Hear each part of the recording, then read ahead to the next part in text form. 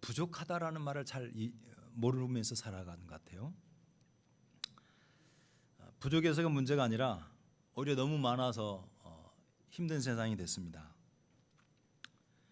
예전에는 겨울이 지나고 완연한 봄이 돼서 딸기가 나오면 딸기를 보면서 그렇게 반가워했어요. 야, 봄이구나.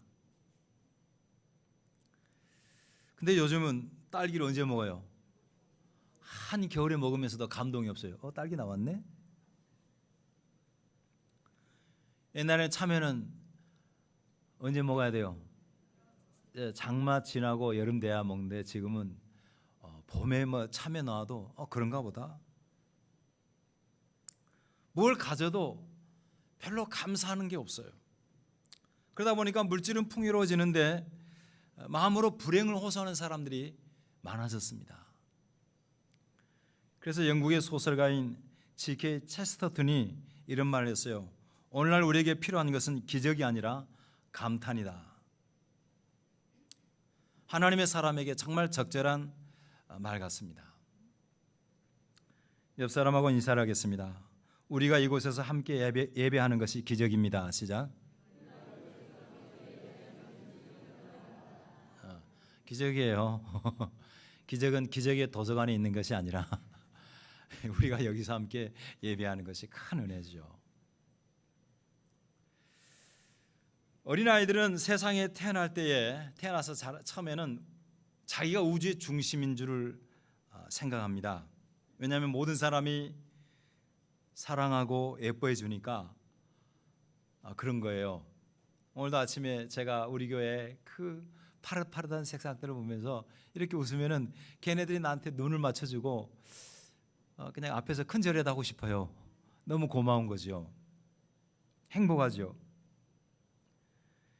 근데 조금 지나고 나면은 이제 그게 아닌 것을 알게 돼요.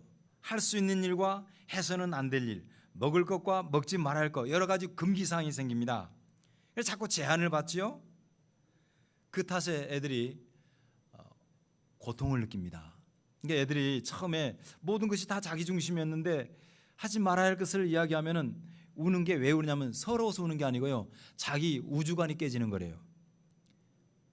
그러니까 그치, 물어봐 대답을 안 해서 모르겠는데 뭐 전문가들이 그러니까 그런 줄 아는 거예요.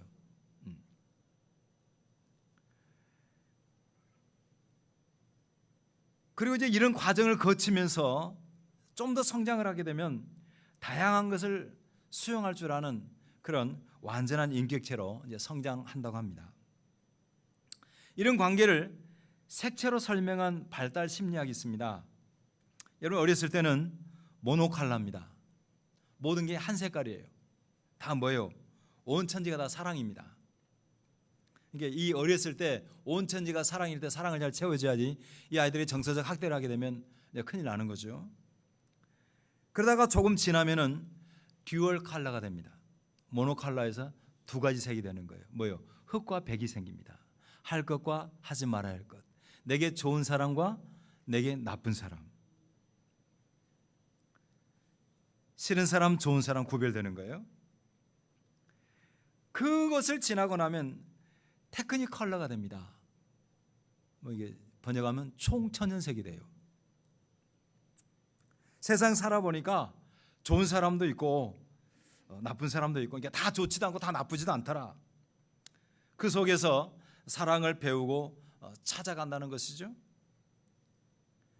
제가 이 말씀을 드리는가 하면은 바울 사도가 쓴 로마서에 보면은 이 세 가지 사랑이 다 혼재되어 있습니다. 예수 안에서 하나님이 우리에게 베푸신 사랑은 모노칼라예요. 일방적인 사랑입니다. 아가페 사랑입니다.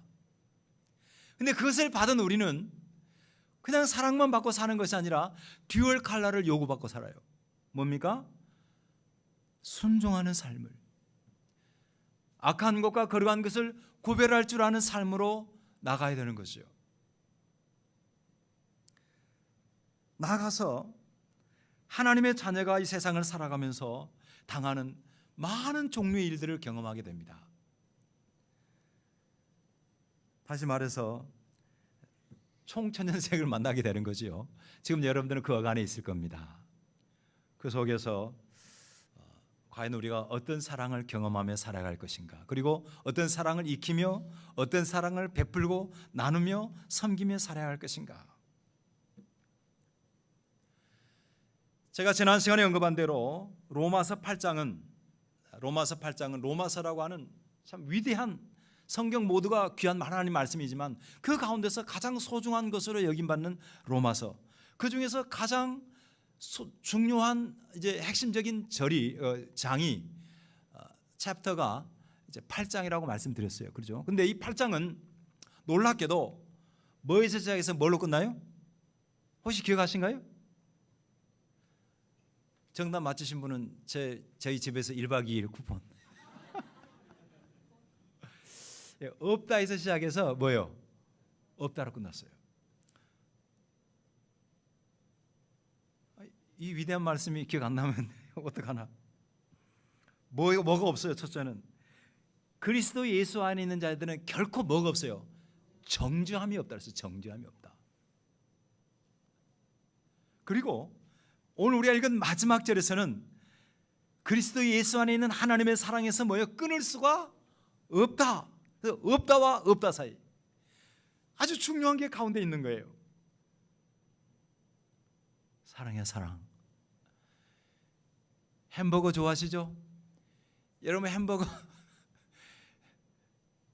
햄버거는 위아래에 있는 빵이 중요해요? 가운데 있는 패티가 중요해요?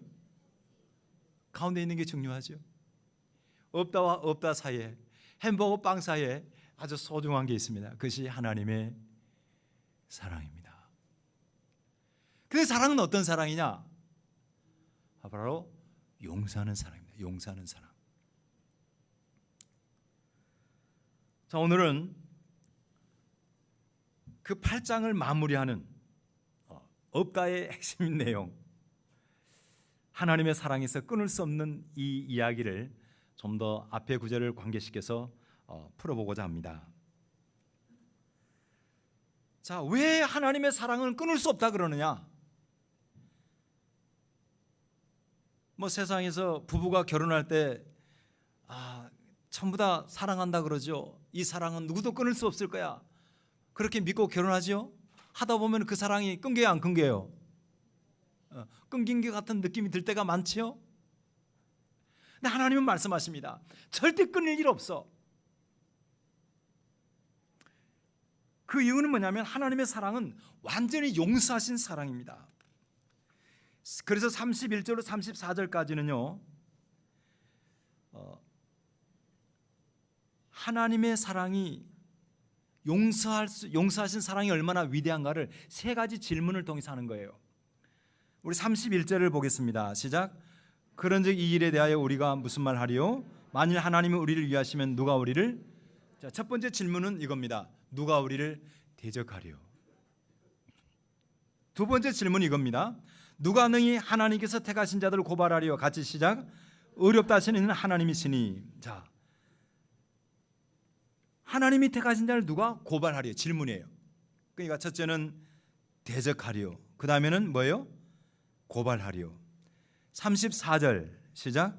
누가 우리를 정죄하리요? 죽으실 뿐 아니라 다시 사시는 그리스도시니. 누가 우리를 정죄하리요? 그러니까 이런 겁니다. 아무도 우리를 대적할 수 없고, 아무도 우리를 고소할 수 없고, 아무도 우리를 대적할 수 없다. 정죄할 수 없다. 자, 이것은요 이런 거예요. 지금 우리나라 대선이 끝나고 난 다음에 대선 전국 지나고 이제 어제부터는 무슨 전국이에요? 특검 전국이에요. 그렇죠? 뉴스 틀면은 뭐 나와요? 특별히 큰 껌이 막 굴러다니죠. 특검의 핵심이 뭡니까? 지난번 윤석열 대통령이 이제 잘못했다 이거죠. 잘못했으니까 그가 이제 검찰은 뭐 하는 겁니까? 검찰은 그를 고발하는 거예요. 그를 정죄하는 거예요. 그래서 그것을 뭐예요? 재판관 앞에 갖다 놓는 겁니다. 특검이 결론을 내린 게 아니에요. 재판을 하게 하는 거죠. 마찬가지로 사단은 우리의 죄를, 우리가 예수의 보혈로 용서를 받았음에도 불구하고 끊임없이 우리를 정죄합니다. 하지만 성경은 말씀하십니다. 하나님의 사랑이 완전하니까, 완전한 용서를 받았기 때문에 아무도 너희를 대적할 수도 없고 고소할 수도 없고 정죄할 수도 없다는 것이죠. 왜 그렇습니까? 하나님의 성품 때문에 그렇습니다. 하나님은요, 사랑으로 세상을 만드셨습니다. 세상을 창조하신 이유는 하나님이 사랑하시기 때문이에요. 인간을 창조하시고 심히 좋았다라고 말씀하셨습니다. 좋다라는 말은 하나님의 목적대로 만들어졌다는 뜻이거든요. 여기 심이라는 말은 흘러넘친다는 뜻이에요. 그러니까 하나님은 흘러넘치는 사랑으로 세상을 창조하시고 흘러넘치는 사랑으로 사람을 창조하셨습니다. 또 하나님은 당신을 배신한 인간, 불순종으로 타락한 인간을 포기하지 않고 우리를 사랑하십니다. 인간의 죄와 타락은 하나님의 사랑보다 결코 크지 않아요. 그리고 하나님은 인간을 구원하기 위해서 성육신 하심으로 우리를 사랑하셨습니다. 하나님은 저 높은 보좌에서 내가 너를 사랑한다라고만 말씀하지 않고 육신을 입고 세상에 오셨습니다. 그리고 자기 아들을 보내서 우리의 죄를 대신하여 십자가에 내어주기까지 희생하셨어요. 그러니까 이 양빵 사이에 있는 패턴은 얼마나 놀라운가 하면 하나님의 사랑으로 가득한 사랑이죠. 그리고 용서입니다. 용서. 옥타비누스 윈슬로라는 사람이 이런 글을 썼습니다. 누가 예수님을 죽음에 내어줬는가? 유다가 돈 때문에 내준 것도 아니고 빌라도가 두려움 때문에 내준 것도 아니며 유대인들이 시기심 때문에 내준 것도 아니다. 바로 하나님 아버지가 사랑 때문에 그렇게 하신 것이다. 그러니까 여러분, 예수님이 십자가에 죽으신 것은 가룟 유다가 돈 때 팔아먹어서도 아니고 빌라도가 군중이 무서워서 판결 내린 것도 아니고 그 다음에 유대 장로들이 시기심 때문에 그런 것도 아니고 하나님이 사랑 때문에 그렇게 하신 거예요. 사랑 때문에. 자, 하나님이 창조하시고 사랑으로 타락한 인간을 버리지 않으시고 성육신하시고 자기 아들을 죽음에 넘기시고 그 모든 것을 다 해서 우리를 용서해 주신 사랑, 그 사랑을 믿는 것 때문에, 믿기 때문에 우리가 이 고백을 하는 거예요. 그러니까 누가 우리를 대적하겠는가? 누가 우리를 고소하겠는가? 누가 우리를 정죄하겠는가? 자, 여러분, 이것이 잘 와닿지 않으면 한번 생각해 보시기 바랍니다. 우리가 예수를 믿고 난 다음에 한번 생각해 보세요. 예수를 믿고 난 다음에 바로 천사가 된 사람 손 들어 보세요. 예수를 믿고 제 용서를 받고 하나님의 자녀가 됐는데 천사가 되기는커녕 내 안에는 뭐가 있어요? 악마가 있어요. 악마가. 그죠? 끊임없이 죄에 대한 욕구가 있다 이 말이에요.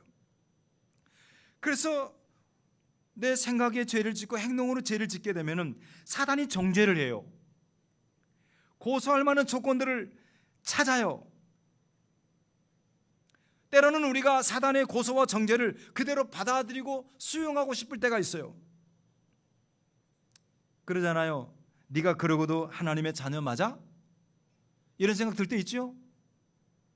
내가 그런 모습으로 하나님을 사랑한다고 말할 수 있어? 내가 그런 죄를 짓고도 남들 앞에서 대표 기도를 하고 남들 앞에서 뭐 가르치고 뭐 할 수 있어? 이게 다 누가 하는 일이에요? 사단이 정죄하는 거예요. 이미 우리는 다 용서받았는데 다시 정죄하는 거예요. 그러고도 네가 복음을 전하는 일꾼이라고 말할 수 있어? 끊임없이 정죄하고 고소합니다. 그런 사단의 정죄와 고소 앞에서 우리가 누가 우리를 정죄하려, 누가 우리를 고소하려 라고 말할 수 있는 것은 우리가 뻔뻔해서가 아니에요. 하나님이 예수 그리스도 안에서 우리의 죄를 완전히 뭐예요? 용서하시기 때문에 가능한 것입니다. 믿으시기를 바랍니다. 이게 복음이에요.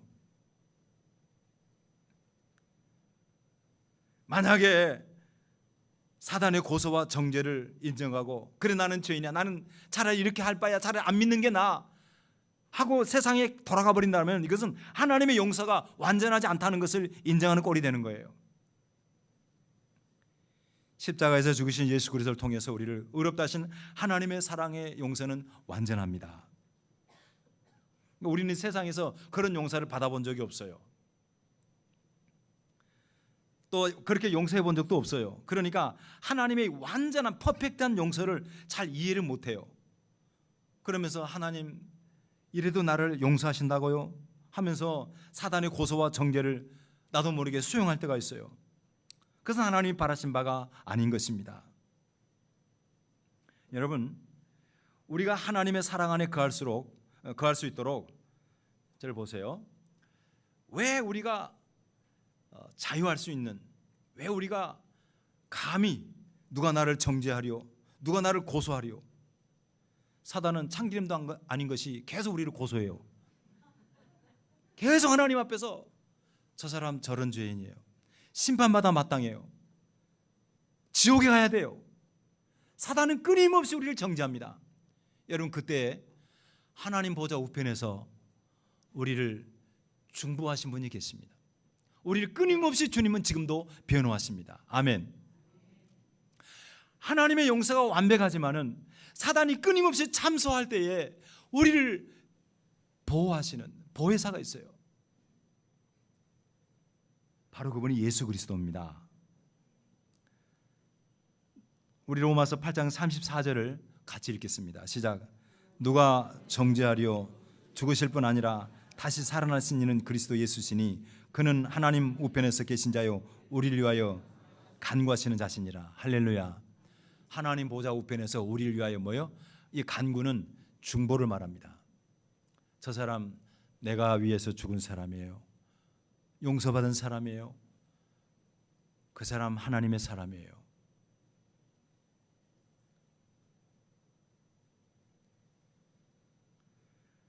부활하신 예수님께서 왜 계속해서 중보하십니까? 우리가 끊임없이 사단의 고소와 정죄 앞에 무너지고 하나님의 사랑을 붙잡기보다는 자기를 바라보면서 자꾸 무너질 수밖에 없어요. 그래서 주님은 지금도 중보하고 계십니다.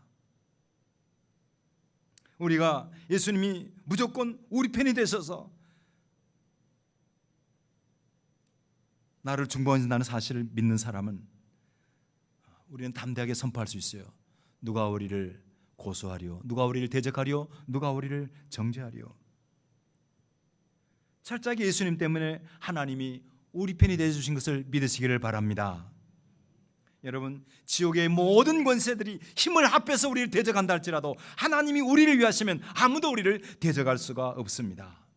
이것이 성도가 받은 구원의 확신이에요. 이 용서에 대한 확신이 있으면 우리가 뭐예요? 사람들을 이해할 수가 있는 거예요. 그래서 아무리 예수를 믿고 난 다음에 참 너무 험악하다 저 사람 한다 할지라도 결코 포기할 수가 없어요. 그 사람의 구원이 그 사람 때문에 시작한 것이 아니라 하나님의 사랑으로 말미암아 시작이 되었고, 예수께서 십자가에서 흘리신 보혈로 그의 죄를 씻어주셨고, 하나님 보좌 우편에서 예수께서 나만 중보하신 것이 아니라 그 사람의 허물과 죄도 여전히 중보하신다는 사실을 우리가 믿는다고 하면 우리가 포기할 사람이 없습니다. 여러분 가운데서도 저는 한 영혼도 세상에 떨어지지 않을 줄을 믿습니다. 이것이 바로 하나님의 끊을 수 없는 사랑의 능력인 것이죠. 이 사실을 믿음으로 순례의 여정을 감격하시면서 걸어가시기를 바랍니다. 그러니까 여러분, 아까 이야기했잖아요. 기적이 모자란 것이 아니라 지금 우리는 하나님 좀 놀라운 일 좀 벌려주세요, 나에게 기적이 필요해요. 기적이 필요하면 기적의 도서관 가세요. 여러분, 우리는 기적이 필요한 것이 아니라 하나님이 내게 허락하신 이 위대한 용서의 사랑에 대해서 감격이 필요한 거예요. 감격이.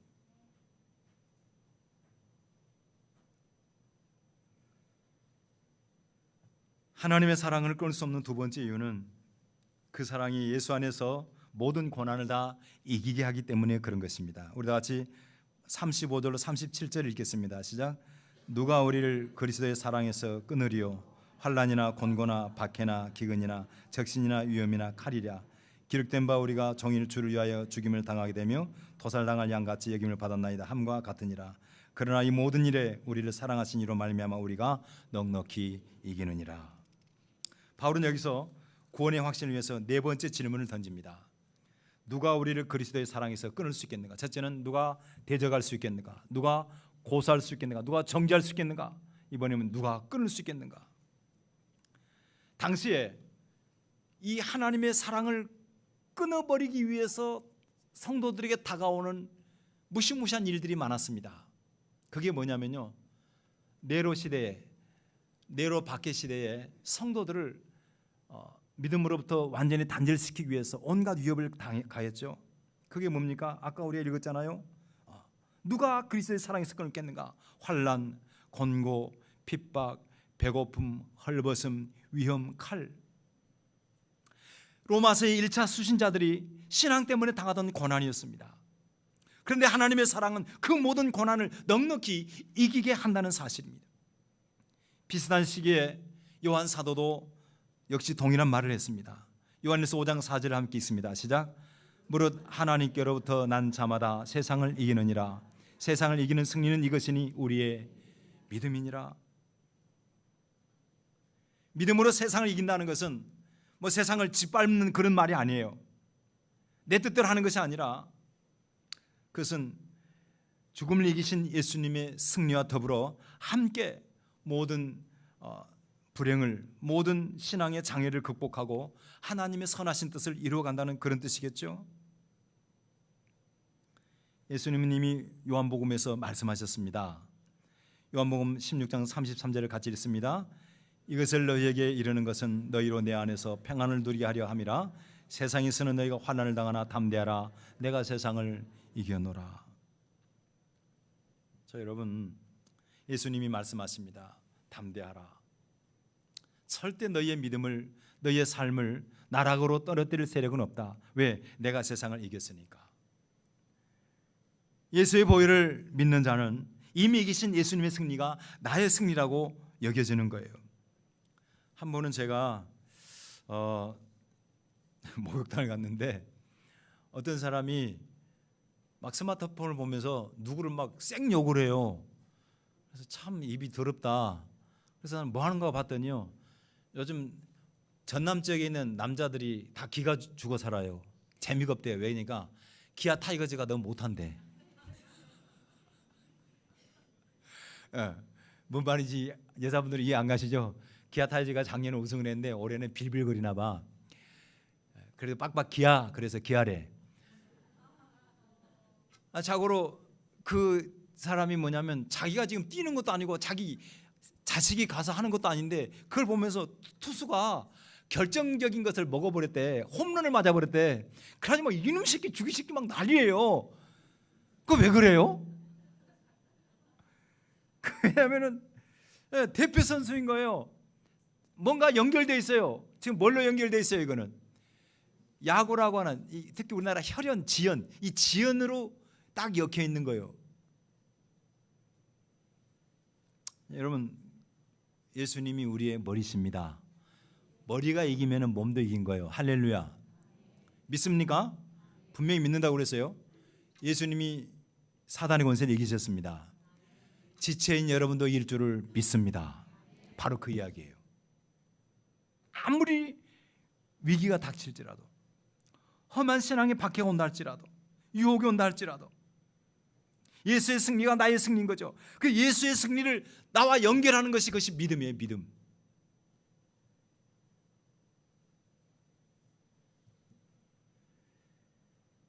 그러면서 바울은 시편 44편 22절 말씀을 인용하죠. 기록된 바 우리가 정의를 주를 위하여 죽임을 당하게 되며 도살당할 양같이 여김을 받았나이다. 그러니까 시편 여기 내용을 찾아보면 이런 거예요. 하나님, 우리가 이렇게 큰 어려움을 당하고 있어요. 제발 우리를 구원해 주세요 라고 했지만은 바울은 말하기를 우리는 그럴 필요가 없다. 이미 이겼다는 겁니다. 이미 이겼다. 그래서 우리는 예수 아닌 사람은 승리를 노래할 수 있습니다. 아멘. 옆 사람하고 인사합니다. 당신도 이겼고 나도 이겼습니다. 시작. 누구 때문에? 사망 권세 이기고 부활하신 예수님 때문에. 여러분 앞으로도 이길 것입니다. 아름답게 변할 줄을 믿습니다. 오늘 문명철 집사님 앞에서 대표 기도하는데 내 마음에 감동이 생긴 거예요. 저 사람이 처음에 교회 나왔을 때 도저히 희망이 안 보이는 사람이었는데 저렇게 기도하고 바뀌는구나. 이게 복음의 능력인 거예요. 시작은 미약하지만 나중은 창대하게 된 것이 구멍가게가 다음에 큰 가게가 된다는 뜻이 아니고 우리의 구원은 미약하지만 시간이 지나면서 하나님의 은혜와 사랑 속에 그분의 사랑이 완전함으로 우리도 함께 승리하게 되는 것이죠. 그래서 우리 옛날 부른 거 있잖아요. 나 자유 얻었네, 너 자유 얻었네, 우리 자유 얻었네. 그 뒤에 가면 나 승리하겠네, 너 승리하겠네, 우리 승리하겠네. 그 다음 뭡니까? 주 말씀하시기를 죄사슬 끊겼네, 우리 승리하겠네. 할렐루야. 목소리가 커서 설교가 능력 있는 것이 아니고요, 이 말씀을 제가 어젯밤에 준비를 하고 마무리를 하는데 제 안에 마치 원자로가 있는 것 같아요. 원자로. 신앙인의 끊임없는 에너지. 사단은 우리를 끝없이 침잠시키고 절망시키지만은 이 용서의 복음, 그것이 우리를 살리는 거예요. 그래서 여러분요, 은혜가 이기는 것입니다. 믿음이 이기는 거예요.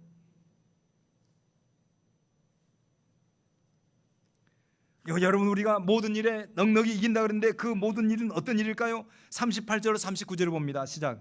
내가 확신하노니 사망이나 생명이나 천사들이나 권세자들이나 현재일이나 장래일이나 능력이나 높음이나 기쁨이나 다른 어떤 피조물이라도 우리를 우리 주 그리스도 예수 안에 있는 하나님의 사랑에서 끊을 수 없으리라. 여기서 한 단어를 해석할 필요는 없습니다. 성도는 뭐예요? 결국 모든 것을 이긴다는 거예요. 왜? 주님이 이기셨으니까. 예수님께서 요한복음에서 이런 말씀을 하셨습니다. 요한복음 10장 28, 29절 읽습니다. 시작. 내가 그들에게 영생을 주노니 영원히 멸망하지 아니할 것이요 또 그들을 내 손에서 뺏을 자가 없으리라. 그들을 내게 주신 이는 내 아버지는 만물보다 크심에 아무도 아버지 손에서 뺏을 수 없느니라. 아무도 뺏을 수 없어요. 우리가 세월이 가면은 참 많은 것들이 희미해지죠. 정신력도 희미해지고 몸도 약해질 것입니다. 또 어쩌면 얼마 전에 소천하신 우리 이기숙 집사님 어머님처럼 모든 의식이 다 끊길 수도 있어요. 하지만은 주님과 연결된 우리 모두 누구도 주님의 손에서 빼앗을 세력이 없는 것을 믿으시기를 바랍니다. 내가 시작해서 내가 구원 얻으면 그게 불가능하죠. 왜? 기가 막힌 상황이잖아요. 하지만 그게 아니고 예수 때문에 그렇게 된 거니까. 말씀을 정리합니다. 여러분, 세상에서 가장 강한 게 뭘까? 강한 게 뭘까? 신장로님은 기억하실지 모르겠는데 예전에 아주 우리 교회 초기에 제가 설교하면서 질문했습니다. 세상에서 가장 강한 게 뭐죠? 그러더니 고래심줄이라고 그랬어요. 고래심줄. 기억나신가요? 고래심줄. 옛날에는 고래심줄이 강했나 몰라. 그래서 그런 말이 있었잖아요. 테니스 라켓 뭐 이렇게 줄을 갖다 예전에는요 고래심줄로 엮었대요. 그 없을 때 그걸. 근데 여러분, 고래심줄보다 강한 거 가르쳐 드릴게요. 사랑입니다. 사랑. 제 이야기가 아니고요.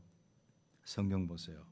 아가서 8장 6절에 보니까 너는 나를 도장같이 마음에 품고 도장같이 팔에 두라. 사랑은 죽음같이 강하고. 하나님의 사랑은 죽음보다 강합니다. 그 하나님의 사랑을 어떻게 해요? 도장같이 마음에 품고 도장같이 팔에 두라. 우리 저기 이대욱 집사님 앞에서 찬양 인도하시잖아요.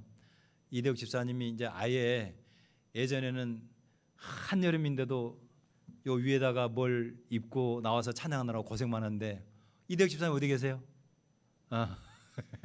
이제 아예 그냥 반티로 나오셨습니다. 내가 속으로 아이고 잘했다 그랬어요. 근데 반팔 입고 나오면 여기에 도장이 많이 새겨져 있어요. 근데 가만히 보면 그 도장이 허튼 도장은 아니고요. 나름 신앙 고백이 있는 그런 내용들이에요. 십자가가 그려져 있고 뭐 꼭 그렇게까지 안 해도 되겠습니다. 여기 보니까 너는 나를 도장같이 마음에 품고 도장같이 팔에 두라. 하나님의 사랑, 죽음보다 강한 사랑을, 그 사랑을 가슴에 새기세요. 앞으로 여러분 세상 살아갈 때 숱하게 넘어질 것입니다. 그래서 내가 정말 이제는 하나님 나를 떠나셨나 보다, 내가 왜 이렇게 살지? 라고 생각될 때가 많을 거예요. 그때마다 오늘을 기억하세요. 2025년 6월 29일 강 목사가 로마서 8장 30일에서 39절까지 했던 이 설교를 기억하세요.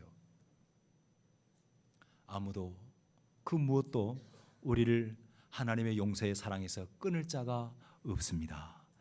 끊을 세력이 없습니다.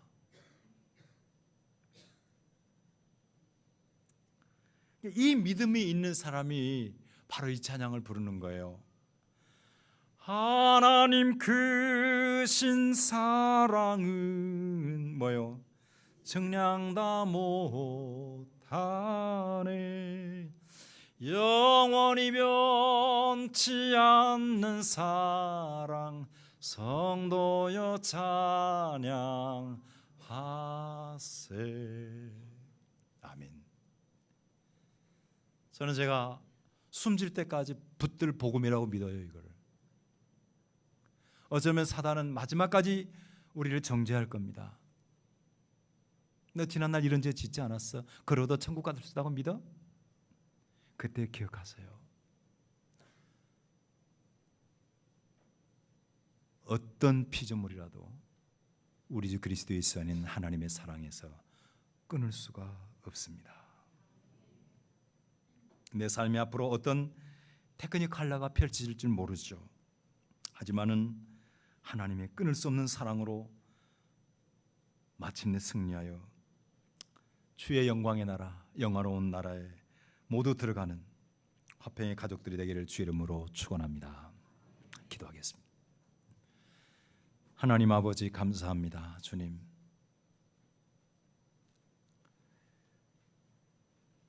그리스도 예수 안에 있는 자들에게는 정죄함이 없나니,